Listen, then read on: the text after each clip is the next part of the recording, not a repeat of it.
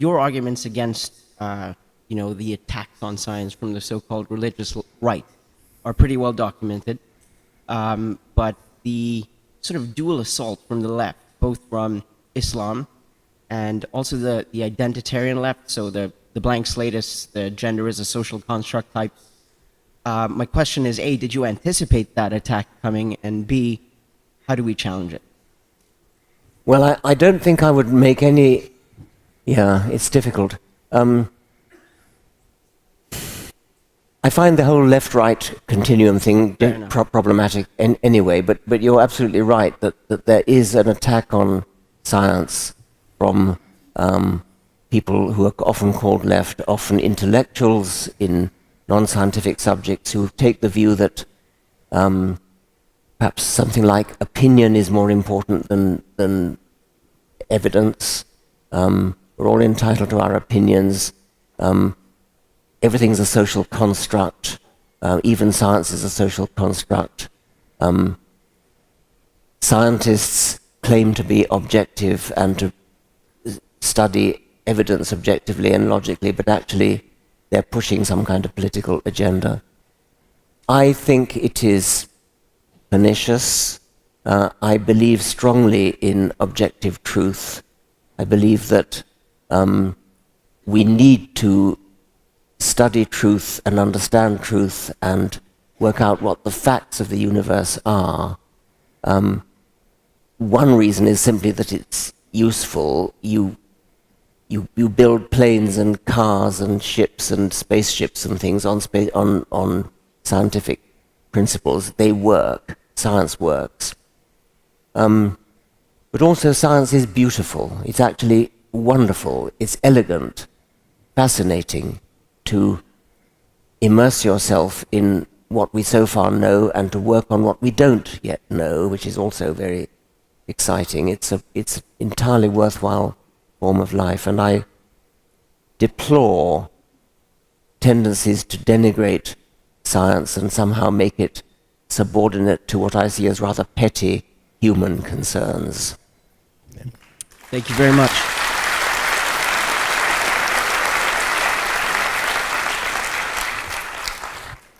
Yes, I'm fascinated by this question.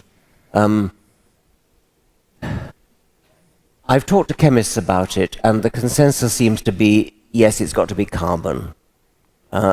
Whatever else, carbon seems to be the only element which has the necessary capacity to form these macromolecules and things that you need. So I think it's got to be carbon.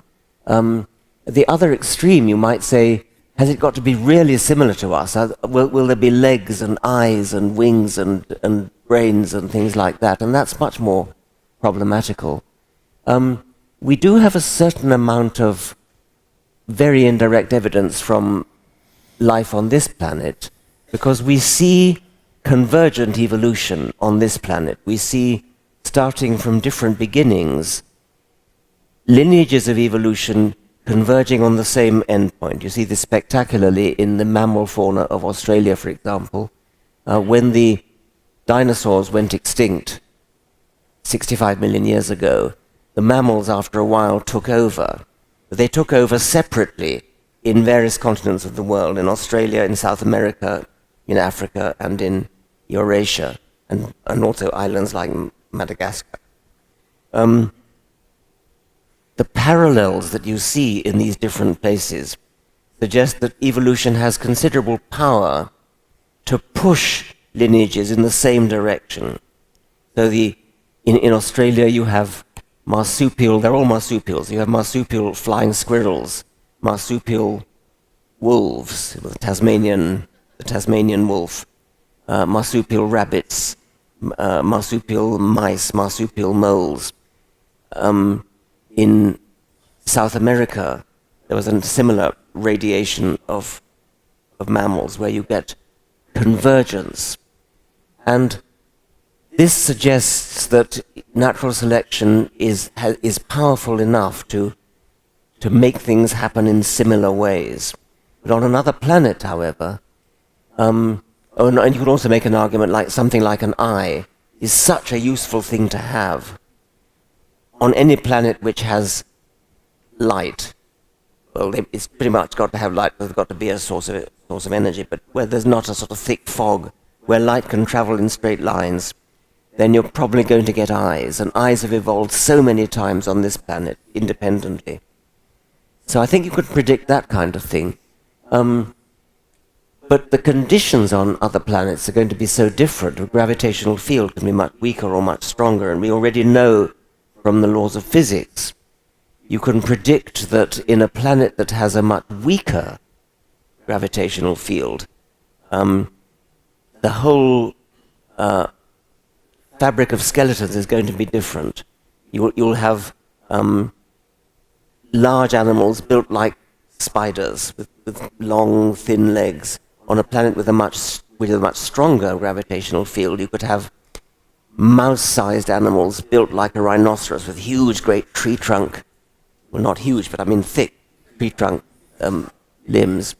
You can do a fair bit by applying knowledge of physics to predict the kind of differences that you might expect to find on different planets. As for wildly different biochemistries, I've always wanted to persuade a biochemist to come up with a completely different hypothetical biochemistry. Do we have to have DNA? Probably not. Do we have to have protein? Possibly yes, because protein has this extraordinary capacity to be catalytic for an enormous variety of chemical reactions based upon its capacity to fold itself up into three-dimensional forms which determine its catalytic properties. So I think my prediction would be probably yes to protein, probably no to DNA, but definitely yes, I think, to something equivalent to DNA. A digital genetic system, digital because it has to be very accurate, probably one-dimensional, it could be two-dimensional, a two-dimensional matrix rather than a one-dimensional string, unlikely to be a three-dimensional gene because three-dimensional gene cannot be easily read. You can make sort of inferences like this. Would there be sex? No particular reason to think that, but it's worth talking about. Would there be nervous systems, something equivalent to a nervous system? It seems probable, but would it be neurons like we have? No reason to think so. I love this kind of speculation, but it obviously is speculation, but it can be informed speculation. Thank you very much for the question. Thank you.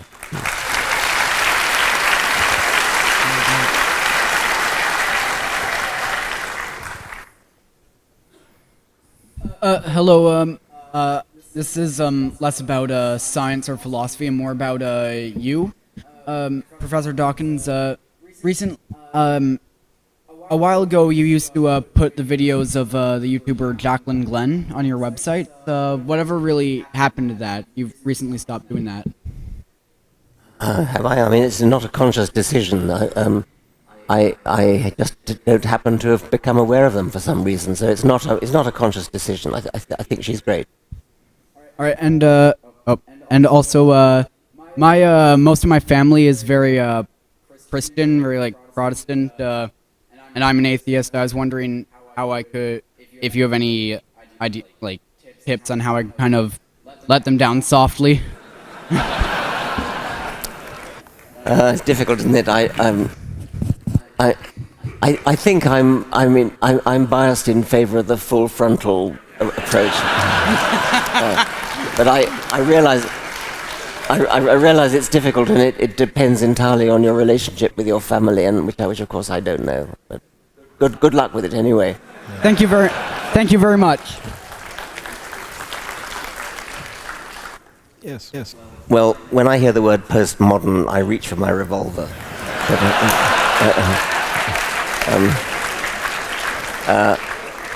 If somebody wishes to call themselves a different gender from their biological one, then that's their privilege, and I'm happy to go along with calling them that. It's a semantic issue whether they really are. I mean, you can define the sex of somebody by their chromosomes, by their genitals, by their Those are the two main ways.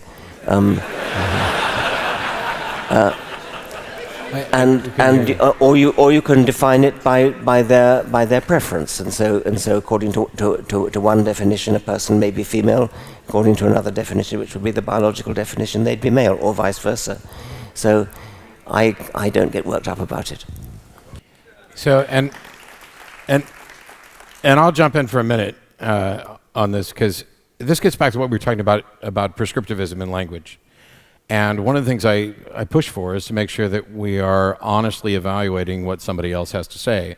So even the people who you may disagree with, or somebody may disagree with, who are talking about gender as a social construct, they have been pretty specific in the language that there's a distinction between gender identity, gender expression, and in no case are they denying the physical facts about biological sex.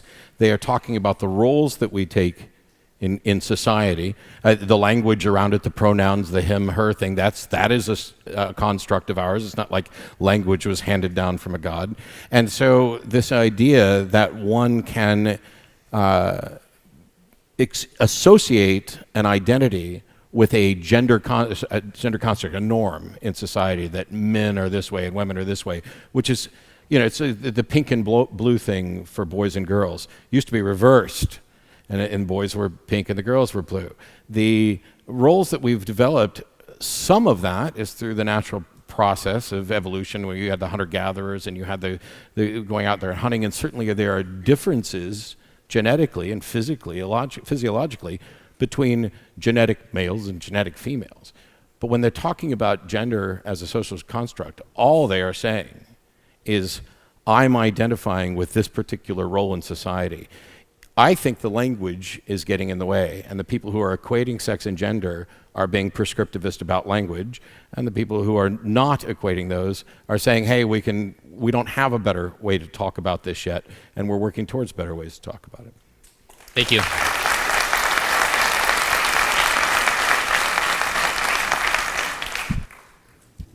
I have a question for both of you. I think, Matt, you've left out a little bit. Since both of you have been so enormously successful as popularizers of science, for those of us who'd like... Well, one of us has popularized science, not me. You know where I'm going with this a little bit. Okay, so for those of us, like myself, who would like to follow in your footsteps, what advice would you have? And particularly Professor Dawkins, wouldn't mind talking about science writing in particular. I think that I and a lot of other people would love to hear what you might have to say. Oh, I hate the advice question.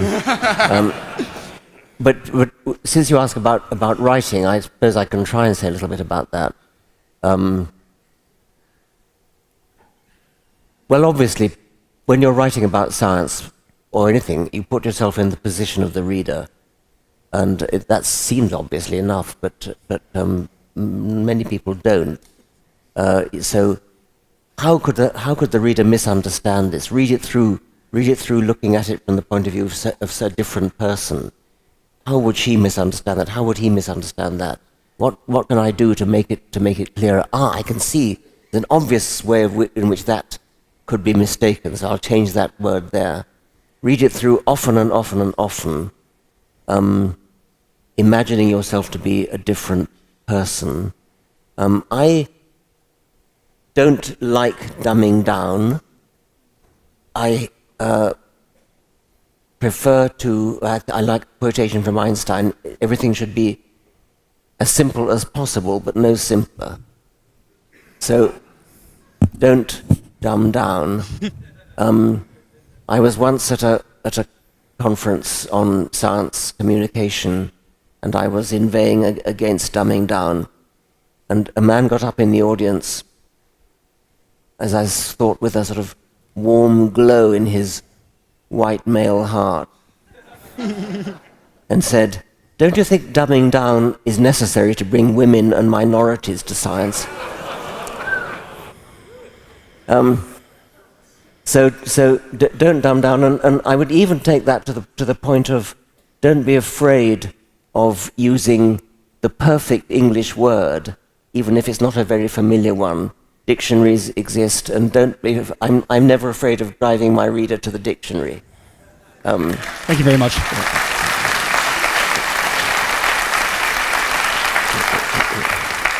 So I'll chime in with half a moment here for an answer. My answer is pretty much the same as his, only without the book writing portion. If you had any idea how much time I spend obsessing and toiling over, I want to evaluate an argument, I want to do it fairly.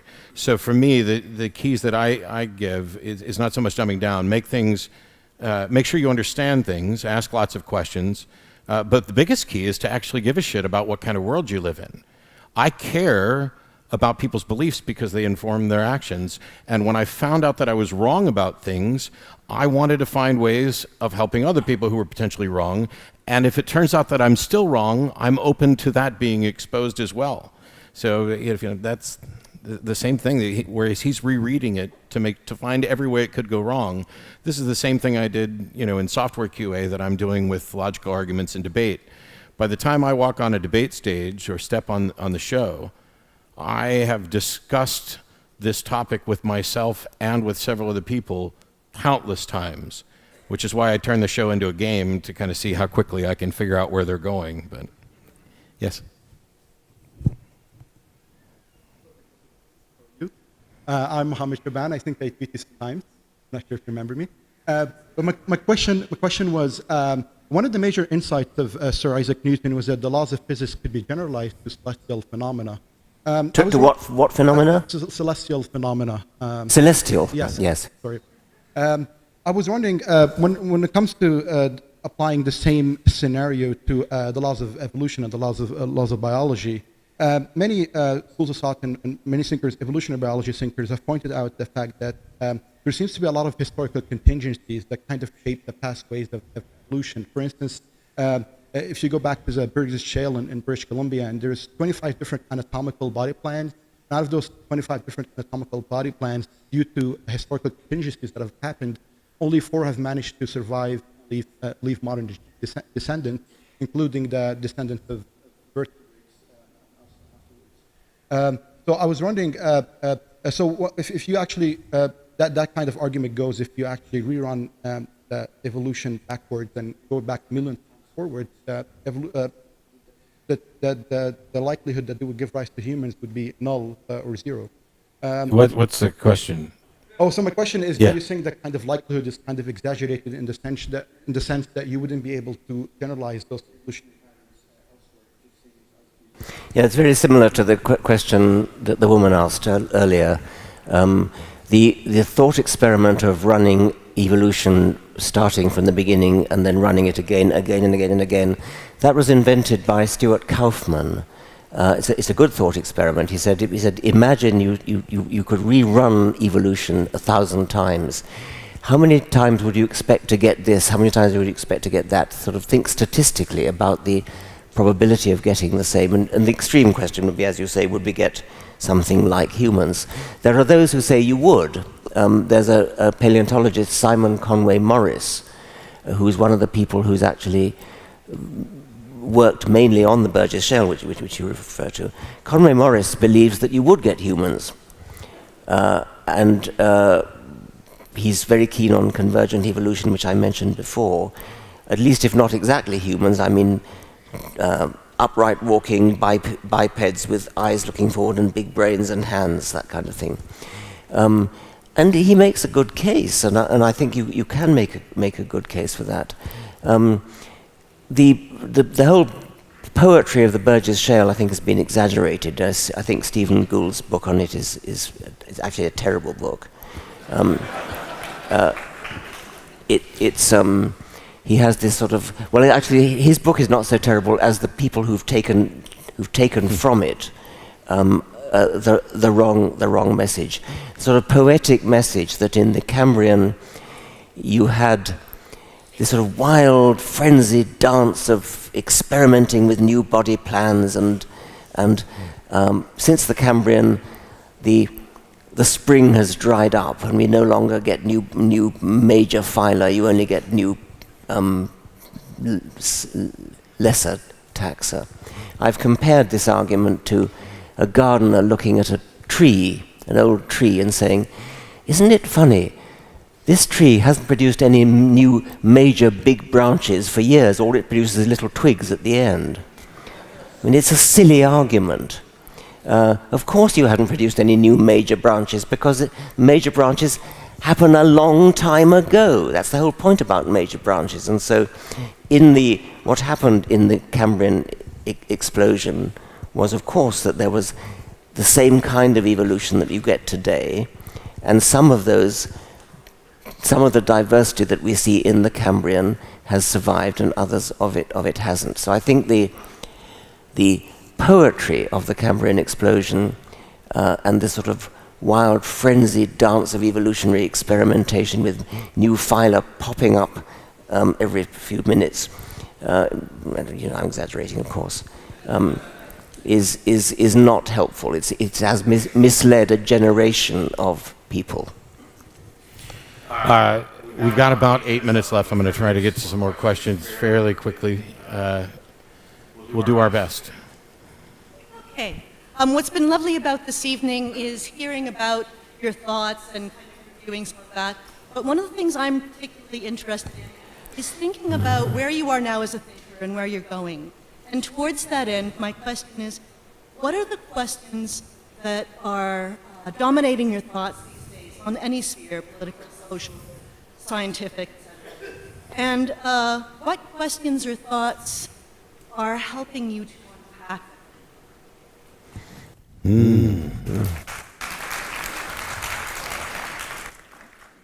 Well, I've retired now.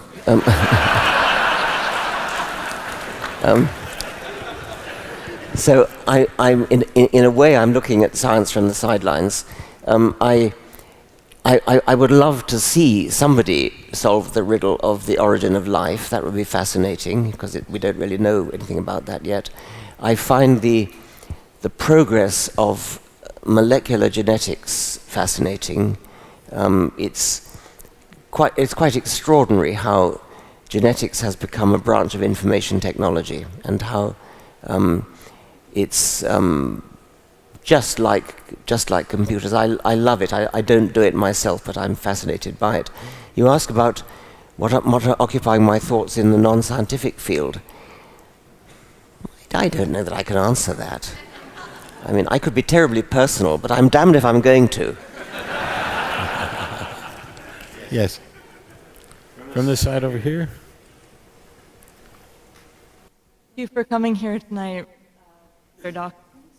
You continue to be an inspiration to me as a budding zoologist.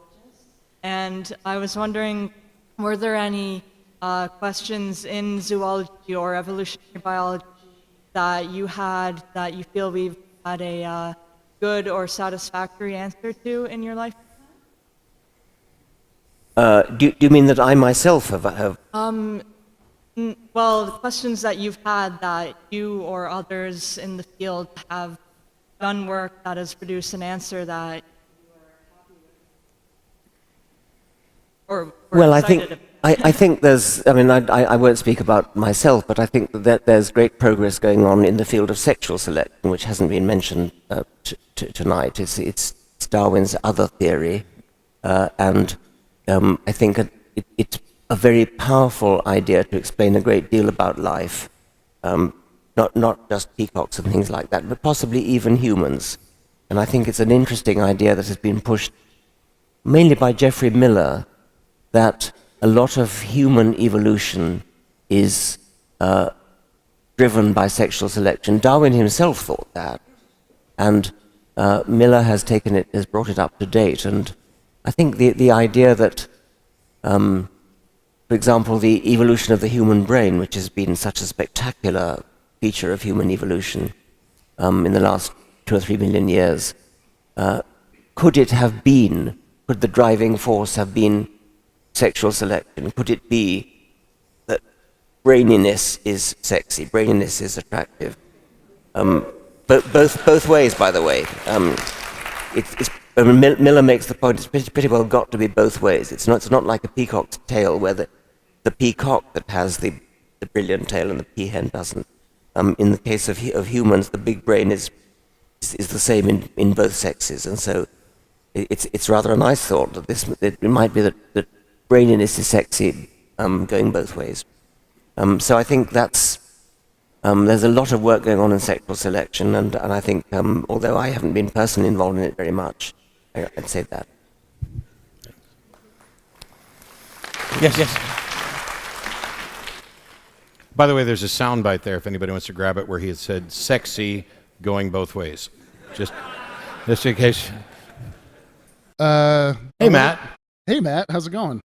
I wanted to first thanks both for coming. Like that's my place to thank you. Anyway, I wanted to ask a question that's a little bit about evolution, a little bit about atheism, because that seems to sort of be split on stage. I can't help but get over the feeling that humans just carry this terrible evolutionary baggage that drives us towards religion. Not that it's impossible to get out or that there's like, this God-shaped hole in people's hearts, but this idea that, humans on this savannah had to be afraid of a shadow because it might be a predator, basically hyperactive agency detect.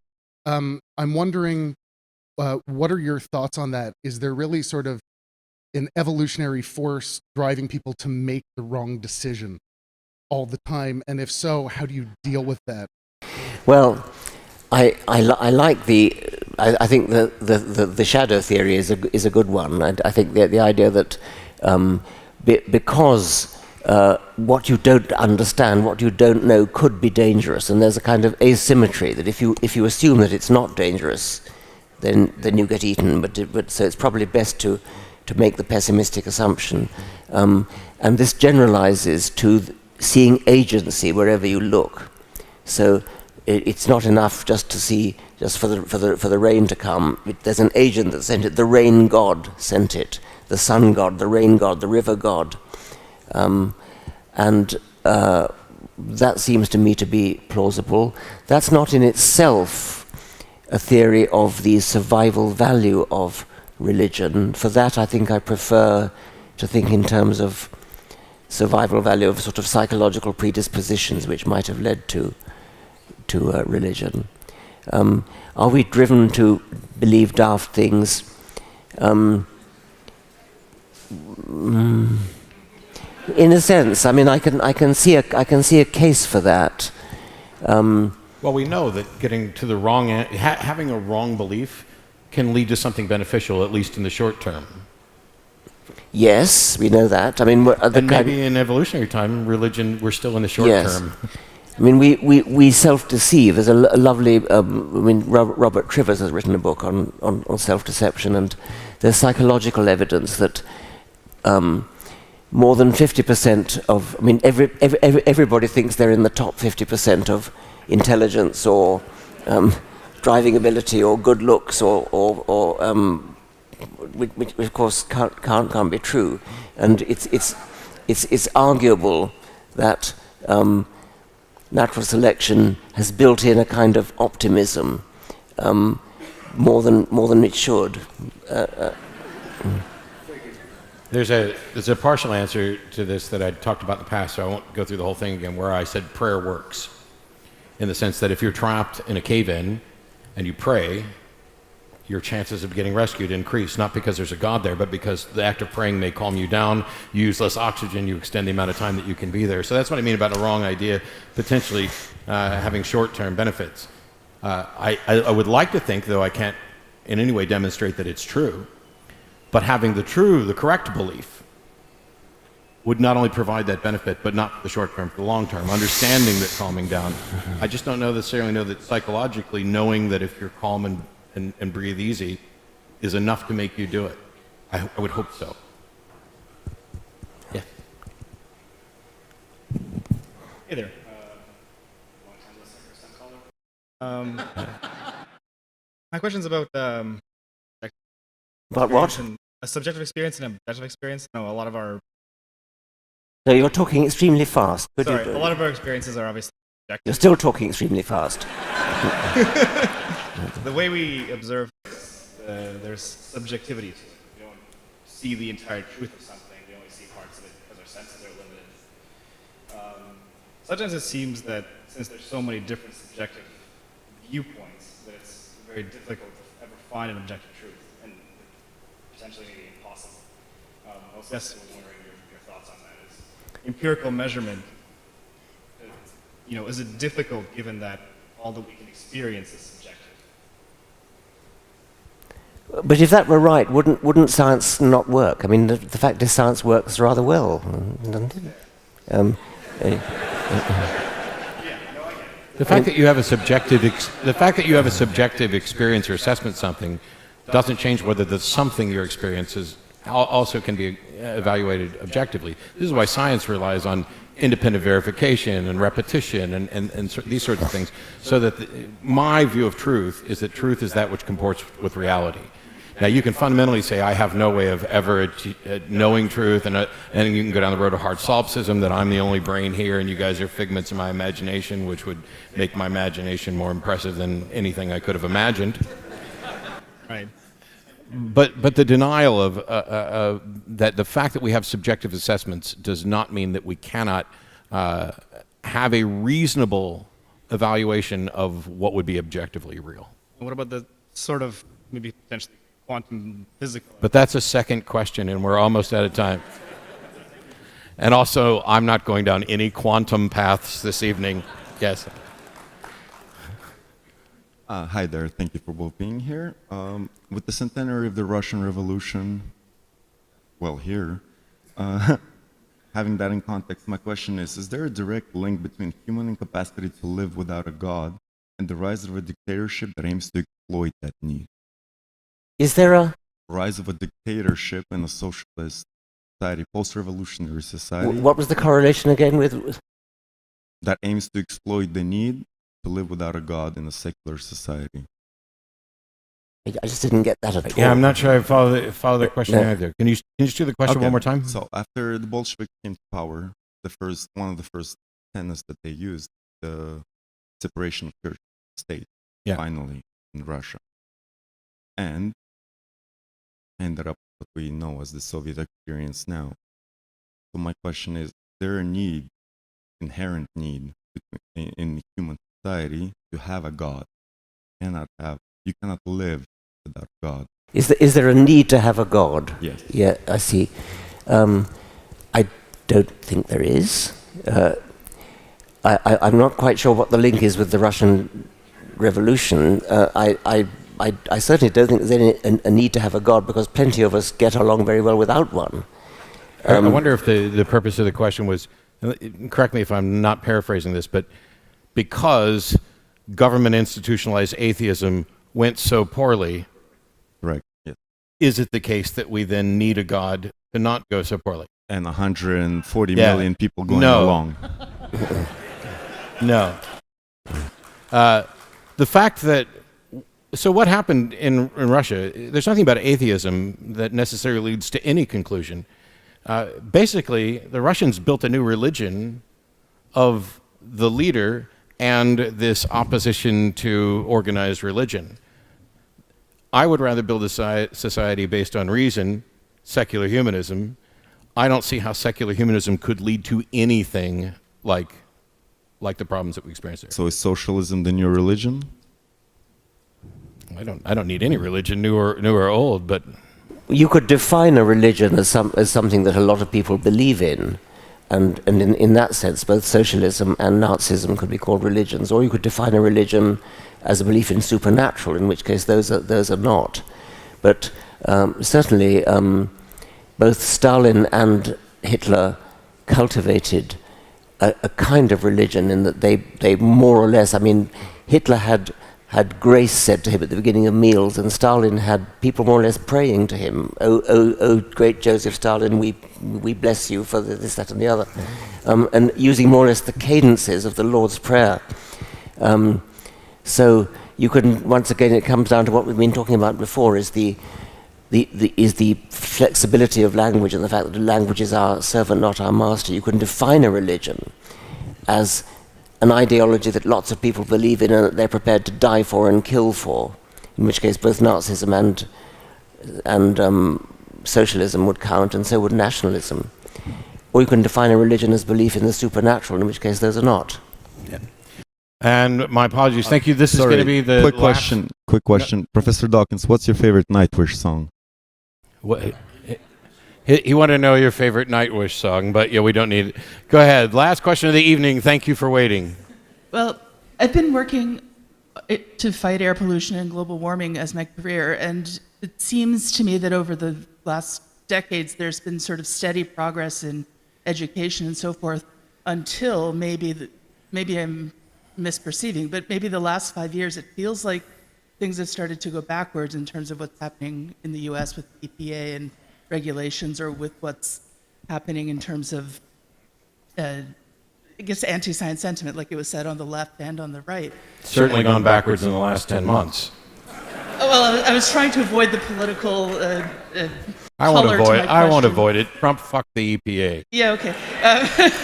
Right, so, yes. So I guess since both of you have spent your careers fighting against the forces of unreason, how do you stay hopeful that will eventually prevail? Especially when you see numbers like growing religion worldwide, even though maybe in North America the trend is more encouraging. But how do you stay hopeful that we'll ultimately succeed? What makes you think I do feel hopeful? Fair enough. Well, I mean, I sort of do because I think that if you look over the long course of history, it's all, in general, moving in a positive direction. The problem with climate change is that it may be too late. I mean, it may be that we've already gone too far. The Trump disaster I regard as just temporary. I mean, I wouldn't worry about that. It's just he'll be gone and forgotten. But whether global warming will ever. And on that note, about how we stay positive, I think there's a lot to be optimistic about. I agree with Richard's answer. And, Travis has walked out. I was getting ready to thank everyone and thank Richard, but you're doing that. Hey, everybody. I just wanted to come out and thank Richard and Matt so much for coming to Toronto for this evening. Have you guys enjoyed the talk?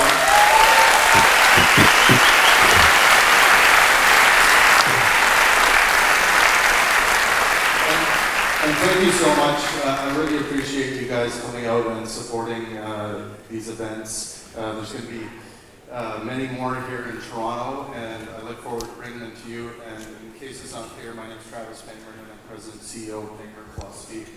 If you guys have any feedback, please send it to admin@pangburnphilosophy.com. We love to hear. We do have surveys going all the time because we always want to improve for you guys.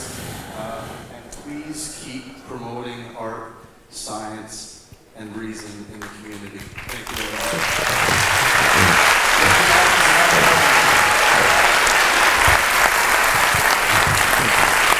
Thank you.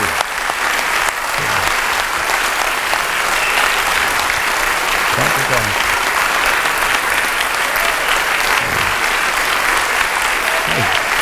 Thank you. We'll see you all next time.